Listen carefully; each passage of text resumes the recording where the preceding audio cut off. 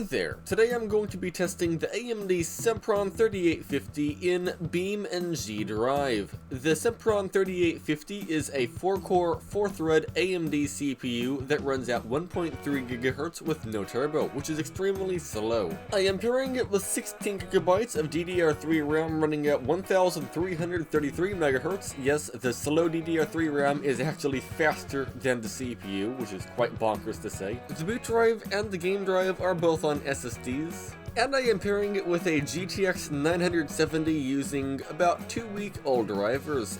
Starting off, I am playing BeamNG Drive at 1080p on the very low settings, and by doing so, the game is actually not stuttering, it's getting a 1% low of 10, which is not horrible, but the average frames per second is 11.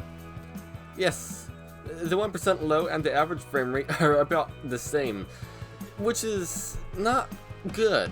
I mean, that is good, but that's not good. It's good that they're the same. It's not good that the average frame rate is only 11. It should be a lot higher, at least 30. But hey, on the bright side, it is a smooth slideshow. I then tried the grid map, which is a much easier map to run, and I was expecting it to run probably 20 FPS from seeing the West Coast USA results, but no, it's only 12 frames per second. I only gained 1 frame per second on average from switching maps, which is really weird, because on this grid map, often I get the 50%, sometimes 100% better performance than in West Coast USA downtown, but not here, it seems. This is just a really weird AMD CPU. And even crashing, the game didn't really lag. The frame rate went down to 10 for a moment.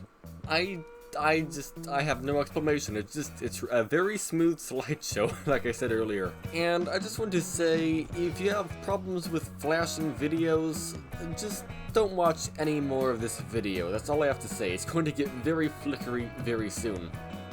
I then tried the Vulkan mode for BeamNG Drive. Vulkan is a slightly more efficient renderer. I get sometimes almost twice the frames per second on my i7-3770 when I use Vulkan mode, and it didn't do anything here. I was still getting 11 frames per second in West Coast USA, and as you see, it also messes up the overlay on the top left. The overlay is flickering like crazy. I don't know why, it just happens with Vulkan mode in BeamNG Drive.